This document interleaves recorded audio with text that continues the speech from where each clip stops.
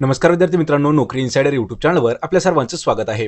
आज आपण या व्हिडिओमध्ये पहा पोलीस भरती, आरोग्य विभाग भरती तसेच तलाठी भरती 2023 साठी महत्त्वाचे असणारे 30 जनरल नॉलेजचे प्रश्न आपण या व्हिडिओमध्ये घेणार आहोत। मित्रांनो, हे जे प्रश्न असणार आहेत ते सर्व स्पर्धा परीक्षेसाठी महत्त्वाचे असणारे 30 इम्पॉर्टंट हे प्रश्न आहेत। आणि हे जे प्रश्न असणार आहेत हे आपल्याला दरवर्षी म्हणजे वारंवार विचारले जाणारे इम्पॉर्टंट प्रश्न आहेत। पहा मित्रांनो, आपल्याला जर या व्हिडिओची पीडीएफ डाउनलोड करायची असेल तर नोकरी इनसाइडर या नावाने आपलं टेलिग्राम चॅनल आहे, त्याची लिंक मी तुम्हाला डिस्क्रिप्शनमध्ये देत आहे। त्या ठिकाणी जाऊन आपण टेलिग्राम चॅनलला जॉईन करायचं आहे। म्हणजे टेलिग्राम चॅनलवर आपण पहा डेली करंट अफेअर्स आणि सोबतच प्रत्येक व्हिडिओची पीडीएफ पोस्ट करत असतो। चला तर व्हिडिओला सुरुवात करूया।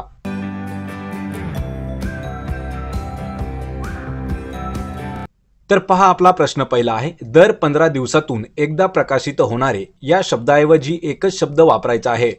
मित्रांनो, प्रश्नाचं जर उत्तर येत असेल तर 3 ते 5 सेकंदामध्ये आपण प्रश्नाचं उत्तर कमेंट करून द्यायचं आहे। तर पहा, दर 15 दिवसामधून एक वेळा प्रकाशित होणारे हा जो शब्द आहे याच्याऐवजी आपल्याला एक शब्द वापरायचा आहे, तो कोणता असेल? याचं उत्तर आहे पहा पर्याय क्रमांक 4, तर त्याला पाक्षिक असं म्हटलं जातं। लक्षात ठेवायचं आहे, मासिक मासिक म्हणजे काय आहे, तर दर 30 दिवसाला प्रकाशित होणारे।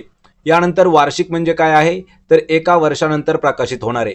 साप्ताहिक म्हणजे पहा दर 7 दिवसामधून एक वेळा प्रकाशित होणारे। आणि पाक्षिक म्हणजे दर 15 दिवसामधून एक वेळा प्रकाशित होणारे। हा जो प्रश्न आहे हा आपला 2018 आणि 2019 या दोन्ही वर्षी विचारण्यात आलेला प्रश्न होता। पर्याय क्रमांक 4 आपलं योग्य उत्तर होईल। प्रश्न क्रमांक 2 आहे, ज्याला लिहिता व वाचता मुळीच येत नाही त्याला काय म्हटलं जातं? मित्रांनो, प्रश्न हा देखील महत्त्वाचा आहे। पहा, ज्याला लिहिता वाचता येत नाही असा कोण? याचं उत्तर आहे पहा पर्याय क्रमांक 1, तर त्याला निरक्षर असं म्हटलं जातं। लक्षात ठेवायचं, या ठिकाणी अतिशहाणा असा एक शब्द आलेला आहे। तर अतिशहाणा म्हणजे हुशार नसताना हुशार दाखवणे, त्याला म्हटलं जातं पहा अतिशहाणा। तर या प्रश्नाचं उत्तर आहे निरक्षर, ज्याला मुळीच लिहिता वाचता येत नाही। पर्याय क्रमांक 1 आपलं उत्तर होईल। प्रश्न क्रमांक 3 आहे, पाणी पडणे या वाक्प्रचाराचा योग्य अर्थ कोणता आहे? पहा, या ठिकाणी आपल्याला एक वाक्प्रचार विचारला आहे, तर वाक्प्रचार आहे पाणी पडणे। तर याचा नेमका अर्थ काय होतो? याचं उत्तर आहे पर्याय क्रमांक 3, तर केलेले जे प्रयत्न आहेत ते व्यर्थ जाणे, म्हणजेच एखाद्या कामावर पाणी फिरणे, की आपण जे केलेले कार्य असतं किंवा प्रयत्न असतं ते व्यर्थ जाणं, त्याला म्हणतात पहा पाणी पडणे। पर्याय 3 आपलं उत्तर होईल। प्रश्न क्रमांक 4 आहे, पुढील म्हणीचा अर्थ सांगायचा आहे। पहा, या ठिकाणी म्हण दिलेली आहे, तोंड दाबून बुक्क्यांचा मार खाणे। या म्हणीचा अर्थ काय होतो? मित्रांनो, अशाच आपल्याला 200 पेक्षा जास्त जर म्हणी ज्या की परीक्षेला वारंवार विचारल्या जातात त्या जर पाहायच्या असतील तर त्याची ही लिंक आपल्याला मी डिस्क्रिप्शनमध्ये देत आहे, त्या ठिकाणी जाऊन आपण तोही देखील व्हिडिओ पाहून घ्यायचा आहे। तर पहा, तोंड दाबून बुक्क्यांचा मार खाणे याचा अर्थ काय होतो? तर पर्याय क्रमांक 2 अगतिक स्थिती होणे, त्याला म्हटलं जातं पहा तोंड दाबून बुक्क्यांचा मार खाणे। पर्याय क्रमांक 2 आपलं उत्तर होईल। प्रश्न क्रमांक 5 आहे, शेलारखिंड ही ऐतिहासिक कादंबरी खालीलपैकी कोणी लिहिली आहे? पहा, शेलारखिंड या कादंबरीचे लेखक आपल्याला या ठिकाणी विचारले आहेत। मित्रांनो, डिस्क्रिप्शनमध्ये पहा तुम्हाला अजून एक लिंक दिलेली आहे, त्या लिंकवरती जाऊन आपण जे 100 इम्पॉर्टंट असणारे पुस्तकं आहेत आणि त्याची जी लेखक आहेत ते देखील आपण घेतलेले आहेत। तर पहा, हा प्रश्न काय आहे, तर शेलारखिंड कादंबरीचे लेखक, आणि याचं उत्तर आहे पर्याय क्रमांक 3, तर बाबासाहेब पुरंदरे यांनी लिहिलेले आहे पहा शेलारखिंड या नावाची कादंबरी। मित्रांनो, हा प्रश्न देखील इम्पॉर्टंट आहे आणि हा जो प्रश्न आहे हा 2018 मध्ये सुद्धा विचारण्यात आलेला आहे। प्रश्न क्रमांक 6 आहे, कर्नल बहादूर हे कोणत्या प्रसिद्ध मराठी लेखकाचे टोपण नाव आहे? पहा मित्रांनो, प्रश्न इम्पॉर्टंट आहे। या ठिकाणी लेखक आणि त्यांची टोपण नाव यावरही प्रश्न आपल्याला विचारला जातो। तर या ठिकाणी कर्नल बहादूर असं नाव दिलेलं आहे, तर ते कोणत्या लेखकाचं टोपण नाव होतं? याचं उत्तर आहे पर्याय क्रमांक 3, तर व्यंकटेश माडगुळकर यांचं नाव जे आहे टोपण नाव ते आहे पहा कर्नल बहादूर। यांना टोपण नावानं ओळखलं जात होतं, व्यंकटेश माडगुळकर यांना। पर्याय 3 आपलं उत्तर होईल। प्रश्न 7 आहे, सायबर गुन्ह्यांवर नियंत्रण ठेवण्यासाठी स्वतंत्र विभाग तयार करणारे देशातील पहिले राज्य कोणते आहे? पहा, सर्वात महत्त्वाचा प्रश्न आहे पहा पोलीस विभागावरती टेक्नॉलॉजीवरचा हा महत्त्वाचा प्रश्न आहे पहा। तर सायबर गुन्ह्यांवर नियंत्रण ठेवण्यासाठी स्वतंत्र विभाग करणारे देशातील पहिले राज्य आहे ते आहे पर्याय क्रमांक 4 महाराष्ट्र। लक्षात ठेवा, प्रश्न महत्त्वाचा आहे। प्रश्न 8 आहे, महाराष्ट्रात जिल्ह्याच्या ठिकाणी पोलीस उपविभागाच्या प्रमुखाला काय म्हटले जाते? पहा, महाराष्ट्रात कशाच्या ठिकाणी? जिल्ह्याच्या ठिकाणी जो पोलीस उपविभागाचा प्रमुख असतो त्याला काय म्हणतात? याचं उत्तर आहे पर्याय क्रमांक 4, तर उपविभागीय पोलीस अधिकारी असं म्हटलं जातं पहा जिल्ह्याच्या ठिकाणी पोलीस उपविभागाच्या प्रमुखाला। पर्याय 4 आपलं उत्तर होईल। प्रश्न क्रमांक 9 आहे, सर्व जिल्ह्यांमध्ये सायबर पोलीस स्टेशन असलेले देशातील पहिले राज्य कोणते आहे? प्रश्न हा देखील महत्त्वाचा आहे, कारण हा जो प्रश्न आहे आपण बॅक टू बॅक घेतलेला आहे, कारण हा प्रश्न आपल्याला 3 वर्ष विचारण्यात आलेला प्रश्न आहे. तर पहा, सर्व जिल्ह्यांमध्ये सायबर पोलीस स्टेशन असणारे देशातील पहिलं राज्य ते आहे पहा महाराष्ट्र. पर्याय क्रमांक 3 आपलं उत्तर होईल. प्रश्न 10वा आहे, अपारंपरिक अभियान प्रशिक्षण केंद्र, त्यालाच UOTC असं म्हटलं जातं, तर याचे मुख्यालय कोणत्या ठिकाणी आहे? याचं उत्तर आहे पर्याय क्रमांक 4, तर नागपूर या ठिकाणी UOTCचं मुख्यालय आहे. पहा, UOTC म्हणजे अपारंपरिक अभियान प्रशिक्षण केंद्र. पर्याय क्रमांक 4 नागपूर. प्रश्न क्रमांक 11 आहे, महसूल खात्याचे ग्रामस्तरावरील दप्तर खालीलपैकी कोण सांभाळतो? मित्रांनो, प्रश्न हा महत्त्वाचा आहे पहा. तर ग्रामस्तरावरील महसूल विभागाचं दप्तर कोण सांभाळतो? याचं उत्तर आहे पहा पर्याय क्रमांक 3, तर त्याला तलाठी. लक्षात ठेवायचे, तलाठी हा जो अधिकारी आहे हा महसूल खात्याचं जे गाव पातळीवरचं दप्तर असतं म्हणजे त्याला आपण ऑफिस म्हणतो, तर ते ऑफिस अंडर कोणाच्या येतं? तलाट्याच्या. पर्याय 3 आपलं उत्तर होईल. प्रश्न क्रमांक 12 आहे, नैसर्गिक संकटे आली की सरकारच्या कोणत्या विभागाची लोकांना मदत होते? पहा, जी नैसर्गिक आपत्ती ज्यावेळी येत असते त्यावेळी सरकारचा कोणता असा विभाग आहे की जो लोकांना मदत करतो? आणि या प्रश्नाचं उत्तर आहे पर्याय क्रमांक 2, तर आपत्कालीन व्यवस्थापन विभाग हा जो आहे हा नैसर्गिक संकटे आल्याच्या नंतर लोकांना मदत करण्याचं काम जे आहे हे आपत्कालीन व्यवस्थापन विभागाचं असतं. पर्याय 2 आपलं उत्तर होईल. प्रश्न क्रमांक 13 आहे, महाराष्ट्रात नवे जमीन महसूल वर्ष कधी सुरू होते? प्रश्न हा देखील इम्पॉर्टंट आहे पहा, राज्यामध्ये आपले नवीन जमीन महसूल वर्ष कधी सुरू होते? याचं उत्तर आहे पर्याय क्रमांक 3, तर 1 ऑगस्ट. पहा, 1 ऑगस्ट हा जो दिवस आहे या दिवशी आपल्या राज्यामध्ये नवे जमीन महसूल वर्ष हे सुरू होत असतं. पर्याय 3 उत्तर होईल. प्रश्न क्रमांक 14 आहे, ग्राम पातळीवरील कायदा व सुव्यवस्था राबवण्याकामी पोलीस पाटीलाला खालीलपैकी कोण मदत करत असतो? पहा, गाव पातळीवरील जो कायदा आणि व्यवस्था आहे हे राबवण्याचं काम कोणाचं आहे? पहा, सुव्यवस्था राबवण्याचं काम असतं, राखण्याचं काम पोलीस पाटलाचं. तर पोलीस पाटलाला अजून कोण मदत करत असतो?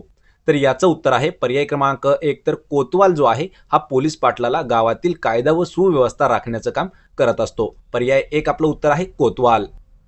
प्रश्न 15 आहे, गावांच्या पिकाची स्थिती व शेती संबंधी अहवाल तयार करण्याचं खालीलपैकी काम कोणाचं आहे?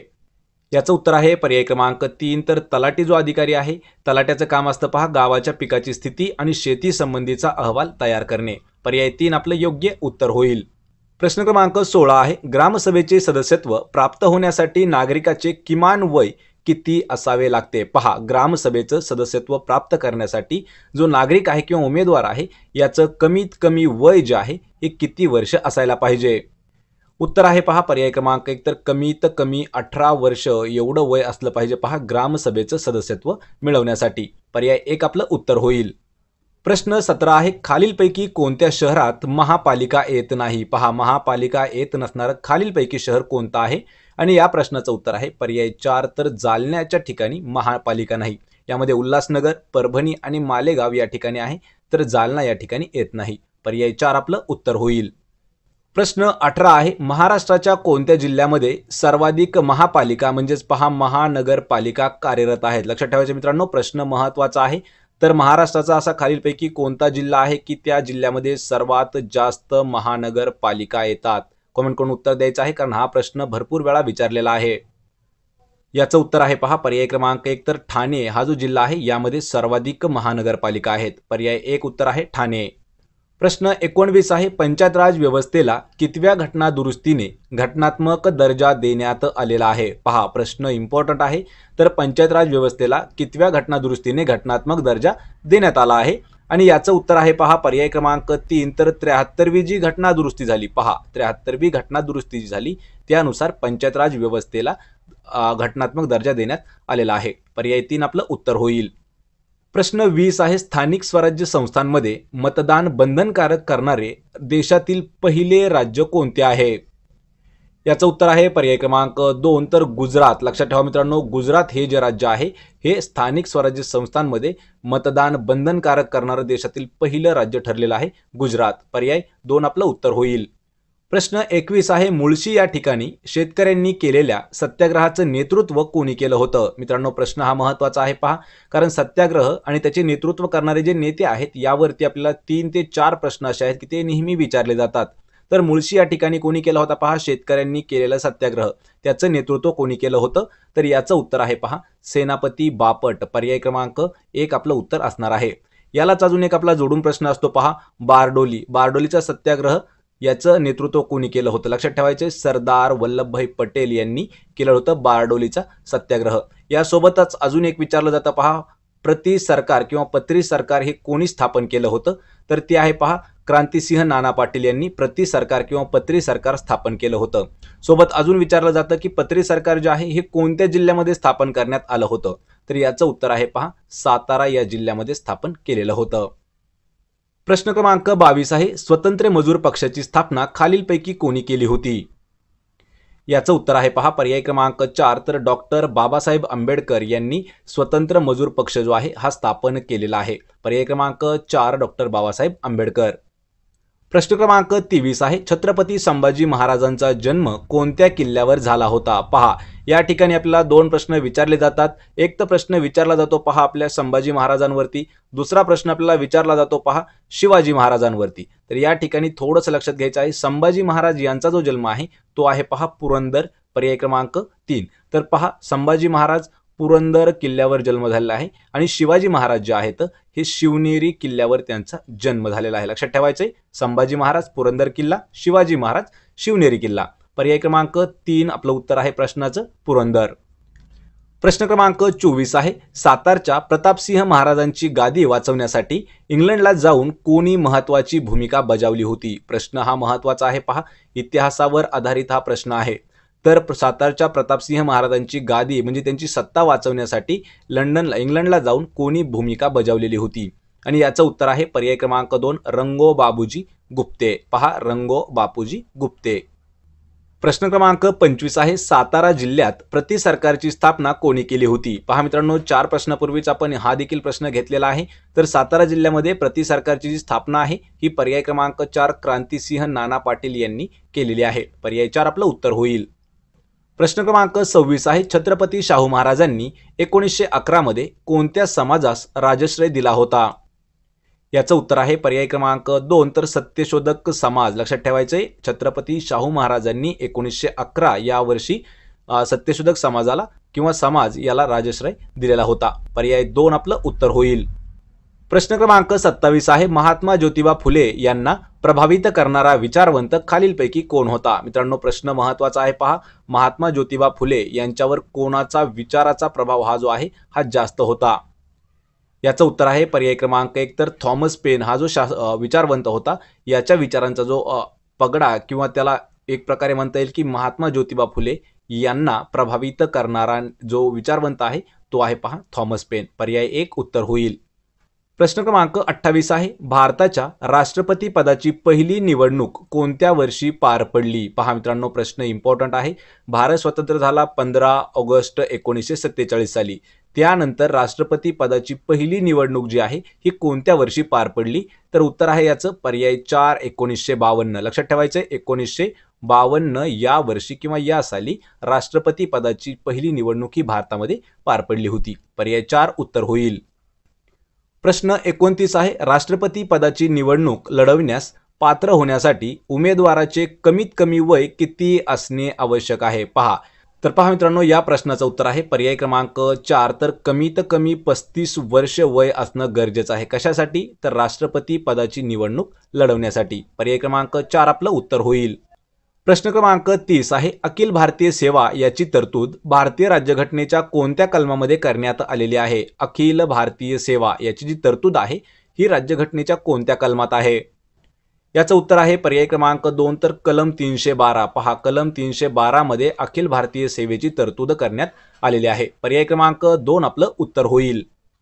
तर मित्रांनो, आज आपण या व्हिडिओमध्ये इथेच थांबणार आहोत. हे होते पहा आपले 30 महत्त्वाचे असणारे जनरल नॉलेजचे प्रश्न. 30 पैकी किती प्रश्नाचं उत्तर तुम्हाला देता आलं हे मला कमेंट करून नक्की सांगायचं आहे. सोबतच व्हिडिओ जर आवडला तर व्हिडिओला लाईक करा, आपल्या मित्रांमध्ये व्हिडिओ शेअर करा आणि आपल्या नोकरी इनसाइडर या यूट्यूब चॅनलला सबस्क्राईब करा. सोबतच प्रत्येक व्हिडिओची PDF आणि डेली करंट अफेअर्स नोट्स मिळवण्यासाठी नोकरी इन्साइडर या आपल्या टेलिग्राम चॅनलला देखील जॉईन करायचं आहे। त्याची लिंक मी तुम्हाला डिस्क्रिप्शनमध्ये दिली आहे, त्या ठिकाणी जाऊन आपण चॅनलला जॉईन करू शकता। आपण भेटूया पुढच्या एक अशाच नवीन व्हिडिओमध्ये। तोपर्यंत जय हिंद, जय महाराष्ट्र।